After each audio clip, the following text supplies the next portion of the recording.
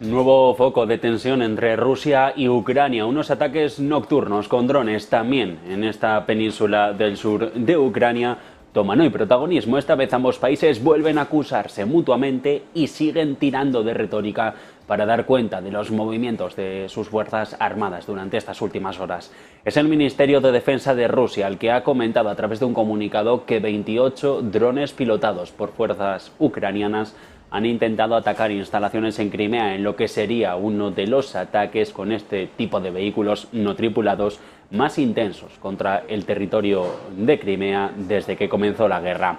Eso sí, todos los vehículos aéreos no tripulados fueron repelidos y no ha habido reporte de daños o heridos humanos.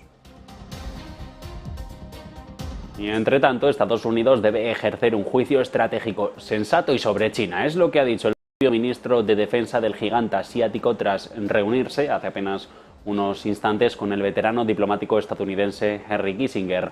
China se ha comprometido a construir unas relaciones estables, predecibles y constructivas con Washington y espera que la capital estadounidense pueda trabajar conjuntamente con Pekín para promover el desarrollo saludable de las relaciones entre los dos ejércitos, según un comunicado del Departamento de Defensa.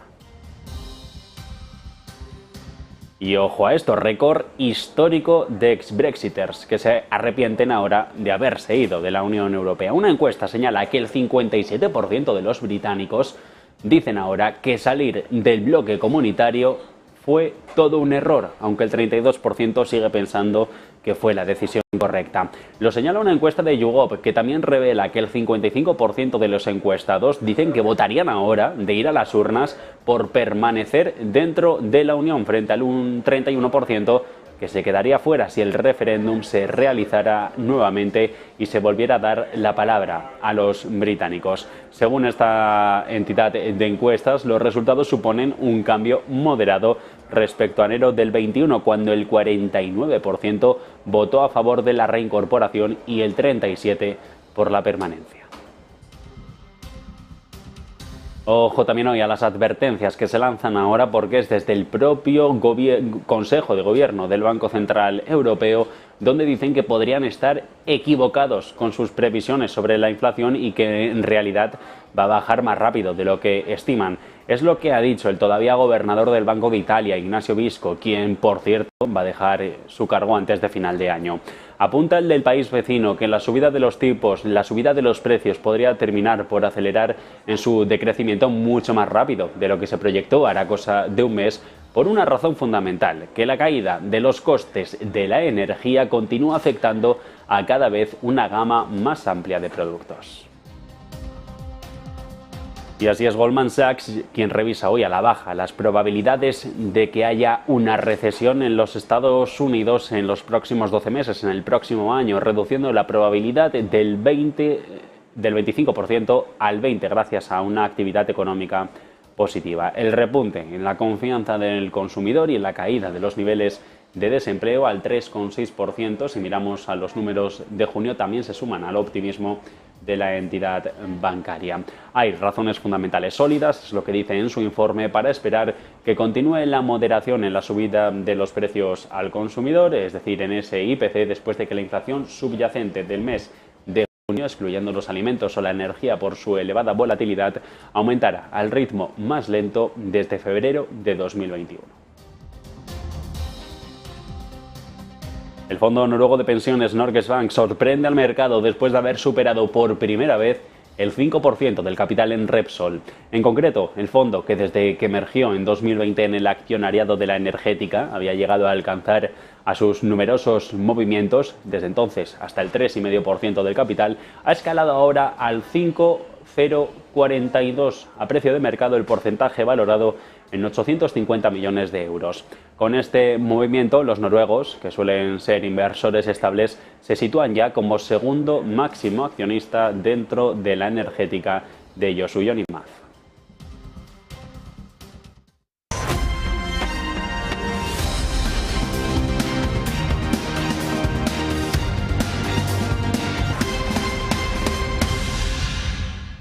¿Qué tal? ¿Cómo están? Buenas tardes. Martes 18 de julio, en el que los resultados de la banca americana vuelven a ser noticia. Bank of America consigue superar por la mínima 4 centavos las previsiones de BPA del beneficio por acción para el segundo trimestre, con unos ingresos que firman, eso sí, por encima de los 25.000 millones de dólares. Tras 4 revisiones positivas y 10 negativas en el trimestre sobre su valor, la entidad a esta hora de la tarde cotiza estos números en premarket con un movimiento mínimo del 0,48%, pero es que si miramos a Morgan Stanley se va a ventas, 0,27 concretamente, después de haber presentado unas cuentas en las que consigue firmar por encima de estimaciones, pero aquí justo de un centavo hasta los 13.500 millones de dólares, mientras que BNY Mellon, en este caso, la tenemos retrocediendo un 0,67% a pesar de esas mejores previsiones de beneficio por acción del estimado por el mercado, de 8 centavos concretamente, y unos ingresos trimestrales que mantienen el tipo cerca de los 4.500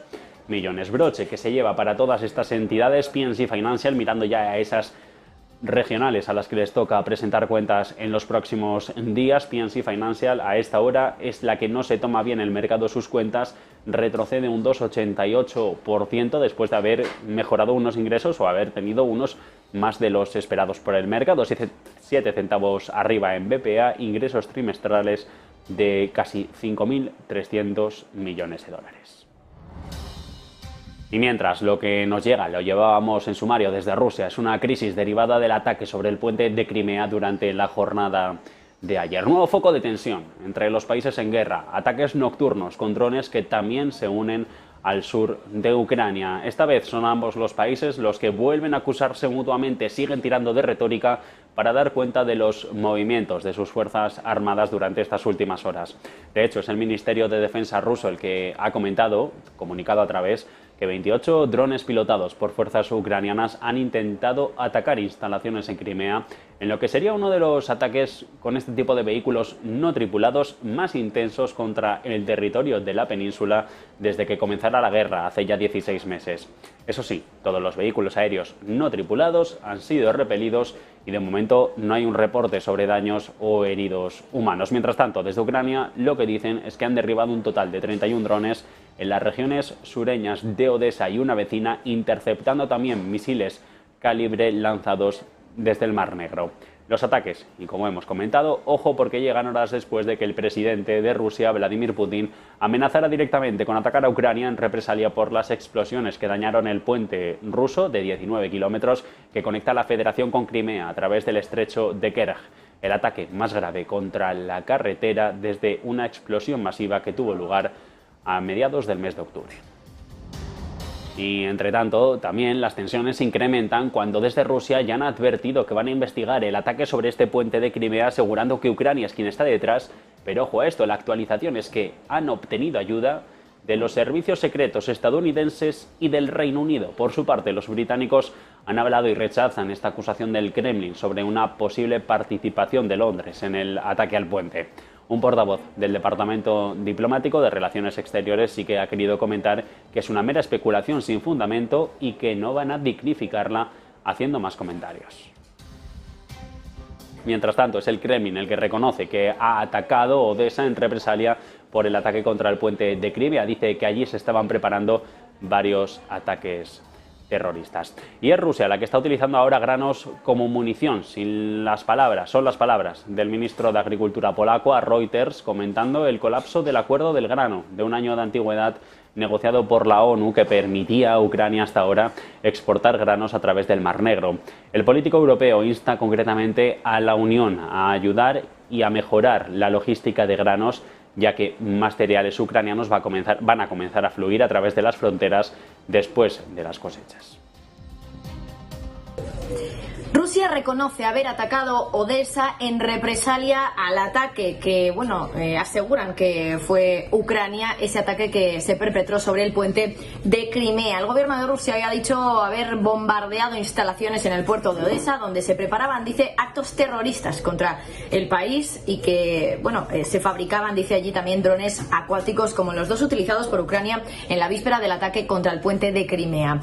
Palabras textuales del portavoz de del Ministerio de Defensa. Dicen, esta noche las Fuerzas Armadas de Rusia han lanzado un ataque grupal en represalia con armas de alta precisión basadas en el mar contra instalaciones en las que se preparaban actos terroristas contra Rusia usando lanchas no tripuladas y también en sitios donde se fabricaban en un astillero cerca de la ciudad de Odessa. Ya lo avisó Putin en el día de ayer, advirtió de represalias que tomaría Rusia después del ataque sobre el puente de Crimea, y aquí tenemos, por ejemplo, una de esas represalias que ya reconocen desde Rusia, un ataque sobre el puerto de Odessa. Ataque a este puerto ucraniano del Mar Negro, al de Odessa, del que nos daba cuenta nuestra compañera Marta Vilar, y mientras tanto Europa diciendo que no va a negociar con Rusia directamente para reiniciar el acuerdo del grano, confiando en los esfuerzos de Naciones Unidas, esas negociaciones auspiciadas internacionalmente por el organismo que preside Guterres y también por Turquía. En tanto en cuanto el Kremlin ha calificado de desvergüenza la posición de los países europeos. De hecho, aprecian y dicen los esfuerzos del político portugués al frente de Naciones Unidas en un intento de convencer al viejo continente de cumplir con las obligaciones que se asumieron, pero lamentablemente desde el Kremlin dice que esto no ha tenido lugar.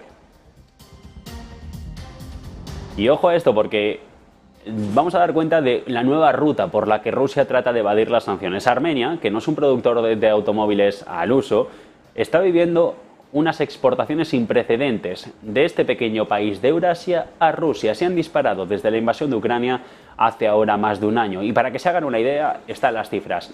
De 800.000 dólares en vehículos en enero del 22 a los 180 millones de este mismo año. Los automóviles son el ejemplo más claro, pero las exportaciones de otros bienes de Armenia a Rusia han aumentado, lo que ha llevado a un aumento de casi el doble en el comercio entre los dos países en 2022. Los consumidores rusos han recurrido a terceros países para buscar lo que están perdiendo como consecuencia de las sanciones occidentales y sobre todo por la salida de varias empresas y multinacionales, lo que coloca a países como Armenia, como Turquía, pero también Kazajstán en el corazón de la nueva ruta comercial más transitada para los bienes de consumo que se producen en Rusia. Concretamente, y en el caso de Armenia, ha contribuido todo esto a un gran auge, con su Producto Interior Bruto creciendo un 13% en 2022, más del doble de la tasa del año anterior. Japón ahora es el escenario de los juegos de la guerra en los que están peleando China y Rusia. Ambos países están profundizando en su cooperación militar con el mayor ejercicio naval y aéreo conjunto a las puertas de esta isla del Pacífico. El ejercicio, con el nombre Norte Interacción 2023, comenzó en el mar del Japón hace apenas unas horas y técnicamente parte del programa de entrenamiento anual regular del ejército chino, una secuencia de simulacros que rotan a través de los distritos militares y que preparan al país para un posible ataque extranjero. De momento no es tan claro cuánto van a durar estos ejercicios ni cuándo se va a poner el final sobre el calendario. El caso es que al realizar este simulacro en las aguas que separan a Japón de Rusia y la península de Corea, Pekín y Moscú lo que sí están es comenzando a usar su asociación militar cada vez más estrecha para proyectar parte del poder contra otros territorios en una demostración velada sobre todo a Europa y a Estados Unidos. El Ministerio de Defensa chino durante este pasado fin de semana ya ha comentado que iban a centrarse en salvaguardar las líneas de comunicación marítimas estratégicas y fortalecer la capacidad de ambas partes para salvaguardar conjuntamente la paz y la estabilidad regional en el Indo-Pacífico cuando se enfrentan a diversos desafíos de seguridad. Estados Unidos, y lo comentábamos, debe ejercer un juicio estratégico sensato sobre China. Son las palabras que ha pronunciado hará cosa de media hora el ministro de Defensa del gigante asiático tras reunirse con el veterano diplomático estadounidense Henry Kissinger. China se ha comprometido, y según el comunicado que ha hecho público Defensa, a construir unas relaciones estables, predecibles y constructivas con Estados Unidos y espera reciprocidad por parte de Washington, que pueda trabajar con Pekín para promover un desarrollo saludable de las relaciones entre los dos ejércitos.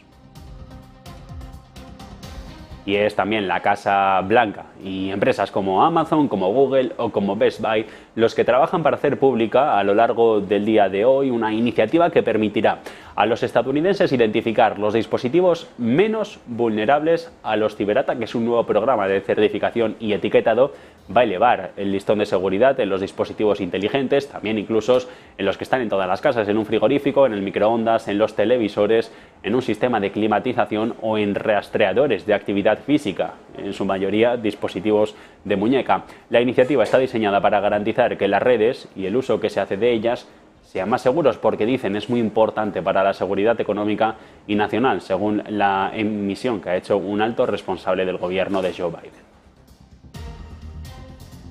Entre tanto, son los países desarrollados los que se están dando cuenta de que deben hacer más para asegurar los minerales y los metales, a medida que Occidente intenta replicar la cadena de suministros con los recursos de China. En este caso son las palabras del director ejecutivo de Rio Tinto.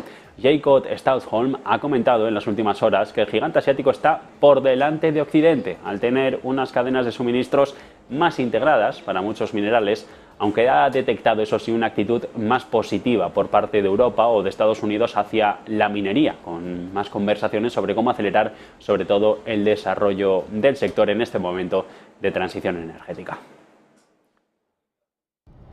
Y entre tanto es el Banco Multilateral, los bancos multilaterales de desarrollo, los que según el G20 deberían hacer grandes cambios en la forma de operar para eliminar la pobreza, triplicar los niveles de préstamos sostenibles para final de década y crear un nuevo mecanismo de financiación para impulsar su agenda. Según el grupo de expertos del grupo de las 20 mayores economías del mundo, para 2030 se van a necesitar un gasto adicional de unos 3 billones de dólares anuales para inversiones adicionales en la acción por el clima o para cumplir otros objetivos de desarrollo sostenible. De esta cantidad, alrededor de casi 2 billones deberían destinarse a infraestructuras sostenibles, lo que supondría multiplicar por 4 el gasto desde 2019, mientras que se necesitaría algo más de 1 billón de dólares para alcanzar otros objetivos, incluido el aumento del 75% en gasto de sanidad o educación. Y son 17 los minutos que pasan ya sobre las 2 en punto de la tarde, hora central europea, mercados financieros que atienden hoy a zona de ventas.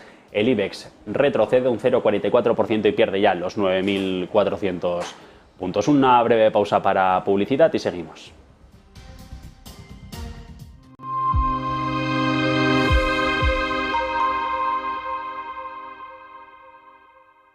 Ven al Torreón, estamos en El Pardo, un espacio único en plena naturaleza. Disfruta de momentos de desconexión mientras saboreas la mejor gastronomía. Disponemos de 7 amplias terrazas y salones para todo tipo de eventos. Degusta nuestros exquisitos platos acompañados de una selecta bodega de vinos. A tu servicio, un gran parking y zona infantil. Abierto los 365 días del año. Cocina ininterrumpida desde las 10 de la mañana hasta las 12 de la noche. Haz tu reserva.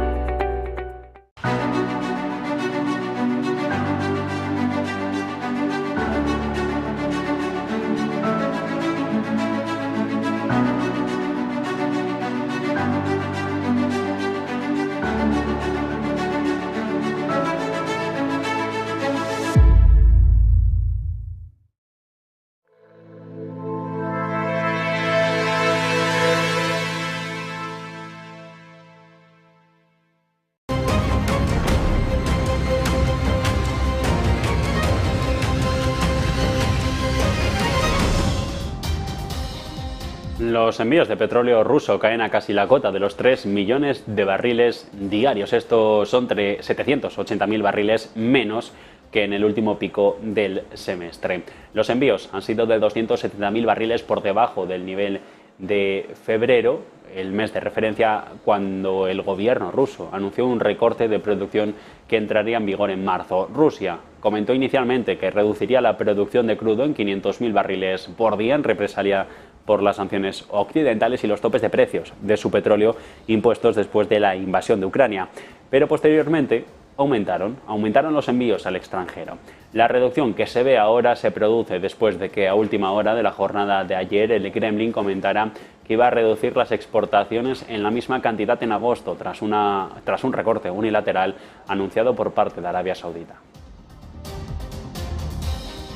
Y la Agencia Internacional de la Energía alerta que el mercado energético europeo podría volver a sufrir una escasez de suministro de gas. Si las inyecciones continúan al ritmo medio observado desde abril, los sitios de almacenamiento de la Unión Europea van a alcanzar el 90% de su capacidad de trabajo a principios de agosto y podrían llenarse cerca del 100% a mediados de septiembre, según esta última de las revisiones. Pero dice que estos almacenamientos llenos no son garantía contra la volatilidad del mercado durante el invierno. Por ello, hace hincapié en dos países, China y Rusia, que podrían tensionar al conjunto del mercado. De hecho, habla el informe de un invierno frío que, junto con una interrupción total del suministro de gas por tubería de Rusia a Europa a principios de temporada, podría renovar fácilmente las tensiones en el mercado. También podría surgir una feroz competencia por el suministro de gas si el noreste de Asia experimenta un clima más frío de lo habitual y el crecimiento económico es más fuerte de lo esperado en China.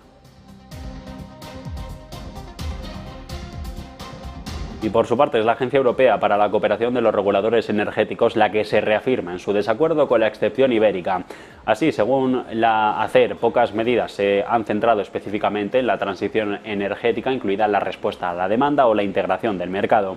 El efecto de todas estas medidas de emergencia sobre los dos objetivos reguladores ha sido mayoritariamente neutro o incluso, llega a decir el informe, potencialmente negativo. La capacidad de transporte ha desempeñado un papel importante en la protección contra los picos más extremos, mitigando en cierta medida la volatilidad de los precios. De manera que otro modo extremo sería impedir las considerables diferencias de precios entre los Estados miembros, según el comentario que hace la gente. Y conclusiones también de un informe preliminar del gobierno alemán en el que se confirman que las políticas climáticas actuales y previstas del país no son suficientes para alcanzar el objetivo oficial de emisiones netas cero de gases de efecto invernadero en 2045. El informe de proyecciones, en el que se destacan instituciones de investigación, se calculan escenarios para la evolución futura de las emisiones, mostrando que incluso en el mejor de los casos, Alemania seguiría teniendo unas emisiones netas de 160 millones de toneladas equivalentes de dióxido de carbono al año en 2045, según avanza el diario Der Spiegel. El proyecto aún debe ser aprobado por el Consejo de Ministros, cuya publicación estaba prevista inicialmente para marzo. Lleva ya unos 3-4 meses de retraso. Alemania aspira a la neutralidad climática antes de mediados de siglo, lo que significa que habrá que anular las emisiones de gases de efecto invernadero para el conjunto del siglo. Esto puede hacerse eliminando la misma cantidad mediante sumideros naturales como los bosques o la eliminación étnica, es decir, capturar directamente CO2 del aire o almacenarlo directamente bajo tierra. Y es, mientras tanto, el fondo noruego de pensiones Norges Bank el que sorprende al mercado aquí en nuestro país después de haber superado por primera vez el 5% del capital en Repsol. En concreto, el fondo, que desde que emergió en 2020 en el accionariado de la energética había llegado a alcanzar en sus numerosos movimientos hasta el 3,5% de la propiedad, ha escalado ahora al 5,042 concretamente. A precio de mercado, el porcentaje está valorado en más de 850 millones de euros. Con el movimiento, Norges Bank, que suele ser un inversor estable, se sitúa como segundo máximo accionista de Repsol, tan solo por detrás de BlackRock, que tiene un 5,47,5, y por delante del Santander, que ostenta un 3,21 de la energética de Josu Yonima.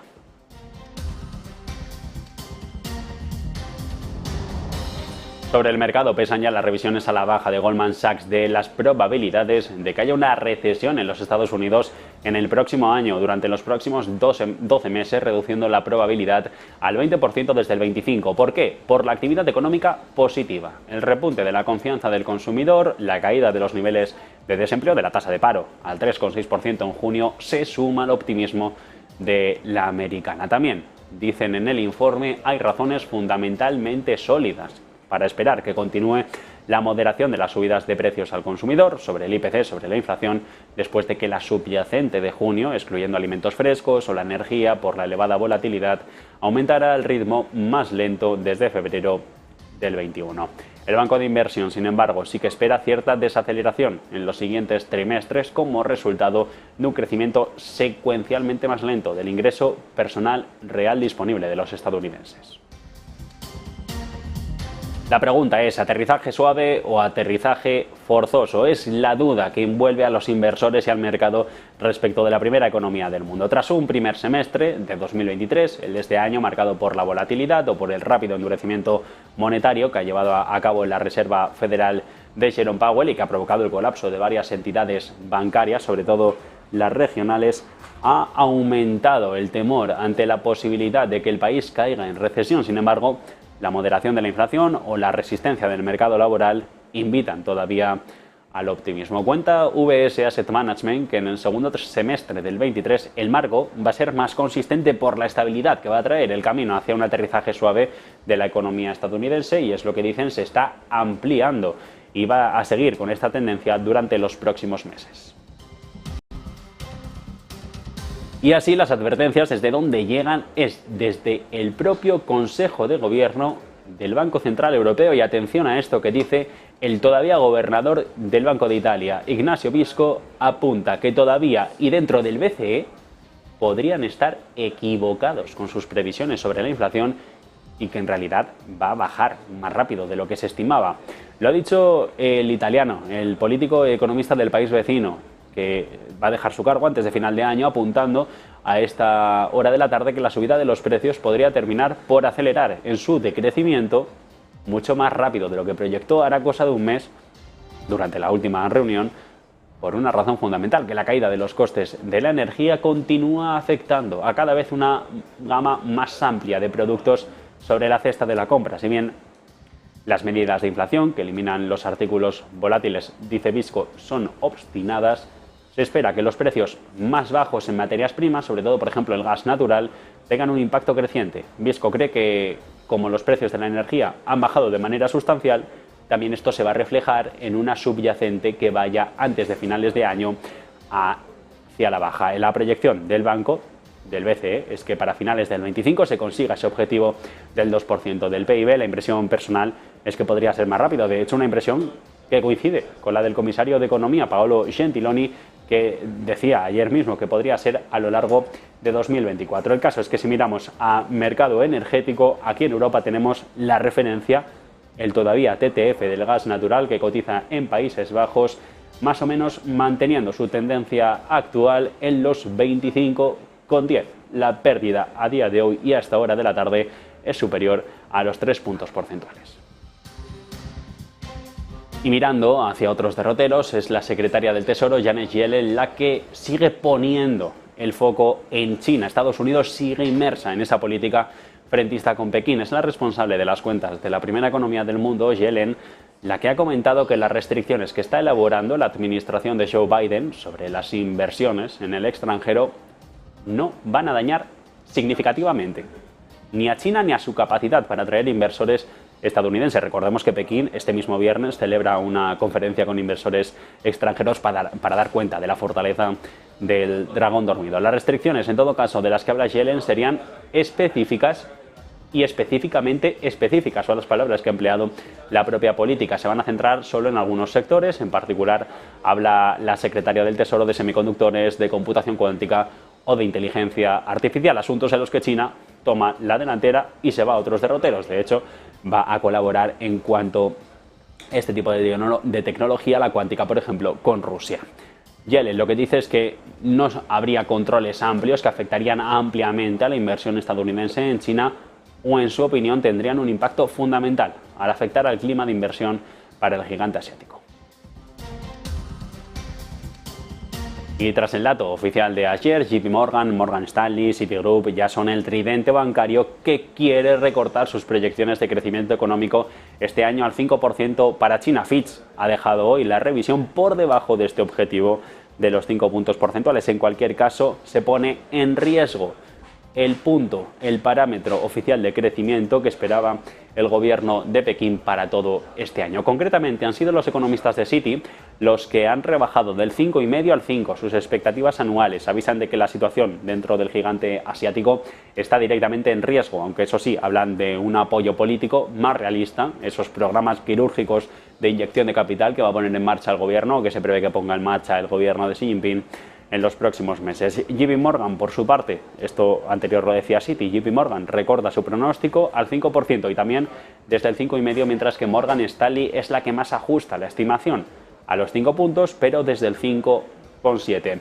United Overseas Bank, Capital Economics y Societe Generale también reducen todas las apuestas en el mercado.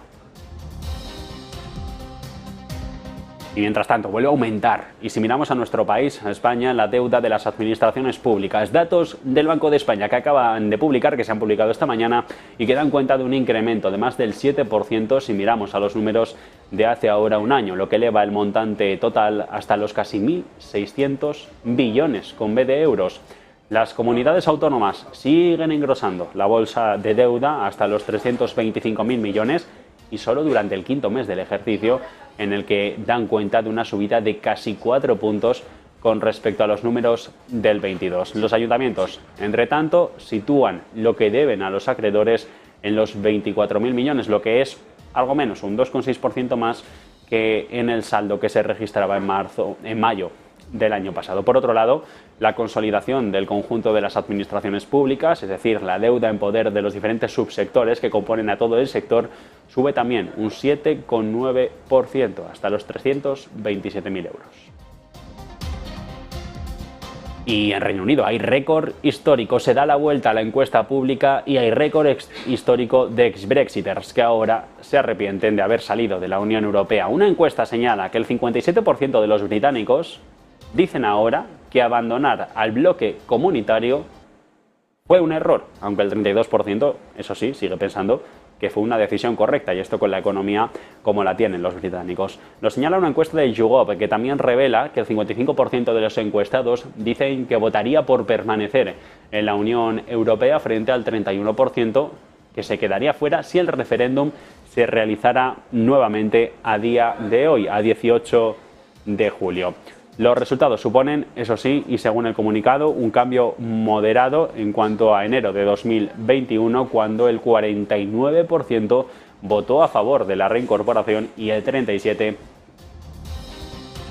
Y al primer ministro Rishi Sunak, ahora mismo en las encuestas como gran perdedor al frente del Partido Conservador, afirmaba en mayo que el Brexit está reportando beneficios, citando su política estrella de puertos francos, sobre todo esa política de migración que es la que defiende con más esfuerzo el gobierno británico, y también hablaba en este caso de los recortes del impuesto de valor añadido, del IVA, que según comentó abarataría la cerveza o los productos sanitarios. Los economistas afirman que es poco probable que los puertos francos, que las zonas especiales con desgravaciones fiscales o aduaneras, y que también varias normas comerciales simplificadas pudieran tener en cuenta un impulso para la economía británica. Eso sí, hablan de un valor limitado como herramienta de desarrollo regional.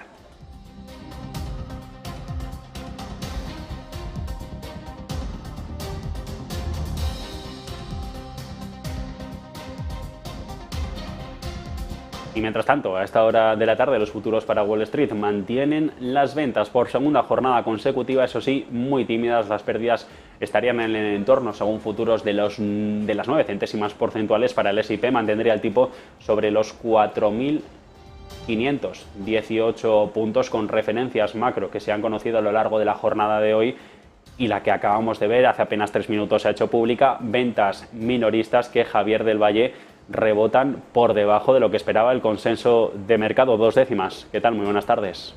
Muy buenas tardes, Javier. Efectivamente, hemos conocido hoy ventas minoristas en Estados Unidos para ver qué tal se está comportando el consumo, y a pesar de que ha habido varios datos, por lo menos macro, en las últimas semanas, que validan que la economía está siendo más resiliente, veamos qué es lo que está diciendo el consumidor estadounidense. Las ventas minoristas en el mes de junio, que son las que hemos conocido a día de hoy, incrementan un 0,2% en el mes. Eso sí, se esperaba un incremento del 0,5%, así que un incremento mucho peor del esperado, 3 décimas peor de lo esperado. Eso sí, viene acompañado de una revisión del crecimiento del mes pasado. El mes pasado se dio una lectura del 0,3, pero se ha revisado al alza en 0,5. Así que el mes pasado las ventas minoristas fueron mejores de lo que se dijo, y este mes pues estamos viendo unas ventas minoristas en 0,2 que salen peor de lo que se esperaba, ese 0,5. Si miramos las ventas minoristas que excluyen las ventas de autos, serían la medida core que se utiliza en la venta minorista, serían también de un 0,2% de cambio mensual, se esperaba un 0,3, así que peor de lo esperado también. Y si miramos las que excluyen gasolineras y autos, sería de un 0,3%. Esta sí que ha salido mejor de lo esperado. Si miramos en términos interanuales, recuerden que las ventas minoristas, si miramos el cambio con respecto al año anterior, venían de 2022 acelerando por encima del 10%. Bien, ¿cómo están ahora? Bueno, pues 1,6% fue el dato del mes pasado, 1,6% de incremento con respecto al año anterior. ¿Y cómo está el cambio anual ahora mismo tras el último mes de junio? Pues se queda en 1,49%. Así que el cambio anual sigue reduciéndose en las ventas minoristas. Y es normal que los datos no estén siendo mejor de lo esperado o que estén mostrando cierta debilidad, porque recuerden que las ventas minoristas también se expresan en términos nominales. ¿Qué quiere decir esto? Que en el momento en el que se producía el efecto de inflación y había una inflación desmedida, por ejemplo, en verano del año pasado, donde el CPI llegaba a tocar el 9,1% en junio de 2022, esa inflación desmedida también contribuía a que las ventas minoristas se impulsasen, porque se denominan en términos nominales, por lo que incluso a una persona, aunque esté consumiendo el mismo volumen de bienes que compra, está pagando más, por lo que esas ventas minoristas contarían más. Ahora las ventas minoristas tienen un viento en contra, que es ese fenómeno de desinflación que viene produciéndose desde finales de 2022, finales del verano 2022, hasta ahora. Sí que es verdad que la inflación del consumidor sigue siendo positiva, en el 3%, y eso significa que los precios siguen incrementando con respecto al año anterior un 3%, pero no lo hacen en el entorno del 9%, que era lo que beneficiaba también a esas ventas minoristas que se expandiesen. Aún así, vemos unas ventas minoristas que siguen incrementando mes a mes, pero lo hacen, Javier, como hemos dicho, por debajo de lo que esperaba el consenso, de ese 0,5 que se esperaba para el mes de junio. Gracias, Del Valle, pendientes de todo esto, de la reacción de los mercados, y mientras tanto mirando a Bruselas tras la cumbre entre las autoridades de la Unión Europea y la CELAC, los territorios latinoamericanos y del Caribe, crece la presión sobre Austria para rectificar y para ratificar el acuerdo comercial con Mercosur tras años de una negativa rotunda, acelerar los procesos para llevar a término el acuerdo. El Partido Conservador en el poder y la industria austríaca creen que ahora es el momento de abrir este nuevo mercado, ya que Viena estaría cada vez más aislada en su actitud de bloqueo indiferenciado dentro de la Unión Europea. Además, es la propia Cámara de Comercio la que se ha pronunciado favorablemente a este acuerdo comercial. Sin embargo, la Unión de Agricultores de Austria, considerada una suborganización, la suborganización más poderosa dentro del Partido Conservador, todavía se opone fuertemente a este pacto.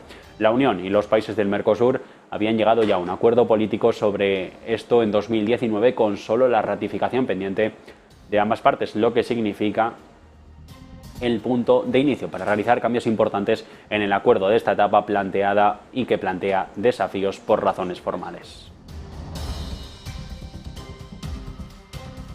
Y mientras es el Banco Central Europeo el que pide que se dejen de poner en marcha ayudas fiscales que puedan suponer un problema para el déficit de los países miembros, es Italia la que toma la delantera, pero a la contraria. El líder de la Liga, Matteo Salvini, ha tomado la palabra en las últimas horas y lo que ha dicho es que se deberían condonar parte de las deudas pendientes de hasta 30.000 euros para los italianos mediante un pago parcial o la cancelación del reto. Según el líder derechista, este pacto sería una ventaja para el Estado porque recaudaría miles de millones de euros, en su juicio, para ser utilizados en salarios y pensiones, además de representar una liberación para 15 millones de personas. Esto cuando la primera ministra Giorgia Meloni también se ha mostrado a favor en estos últimos meses de una reforma fiscal más suave y duramente criticada por describir los impuestos como un encaje estatal durante una conferencia durante las elecciones locales.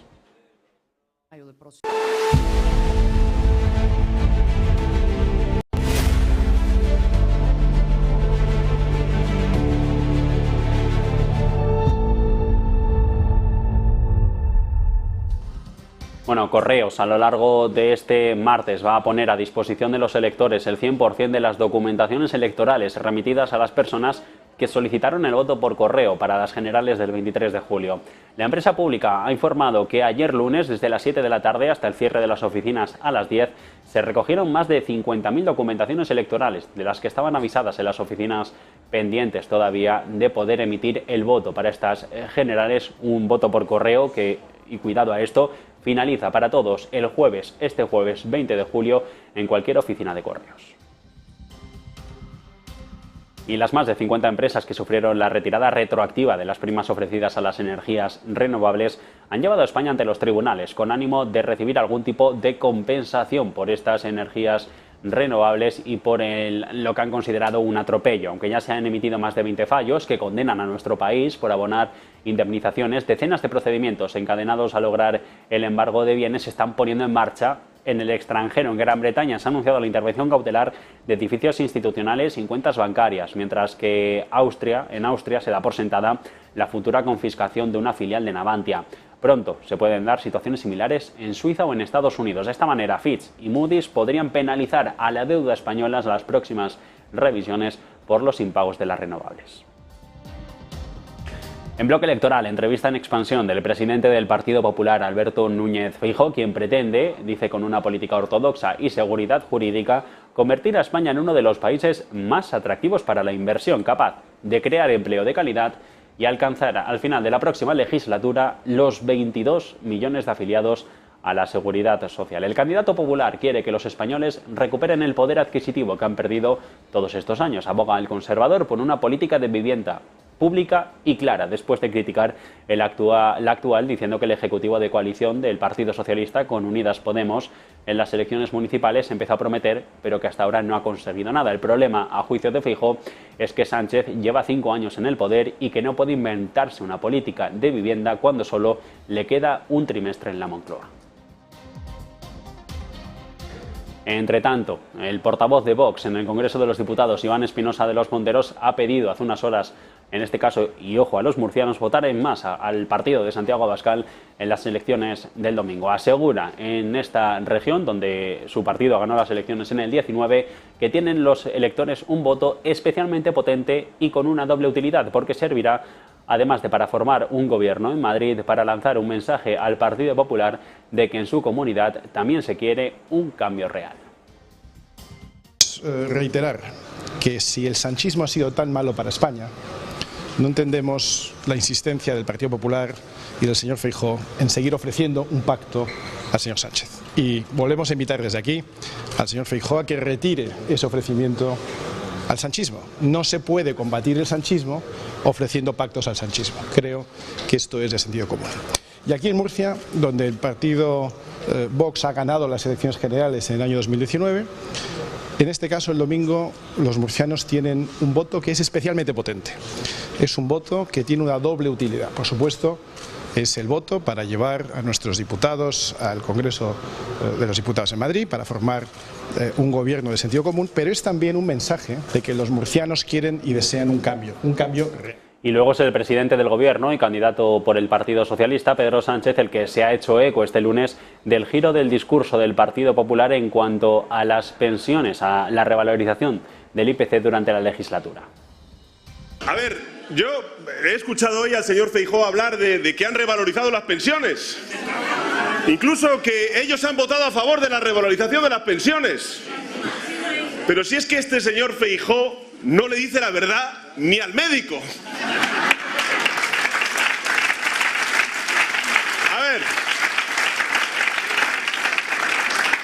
la verdad, y eso es lo que tienen que saber los 10 millones de pensionistas, es que el Partido Popular y Vox han votado sistemáticamente en contra de la revalorización de las pensiones. Y no solamente eso, el señor Feijóo se fue a Bruselas, de donde vengo yo hoy, a reunirse con la presidenta de la Comisión, con el comisario de Economía, para decirles que la reforma de las pensiones, donde blindábamos por ley la revalorización, era un error.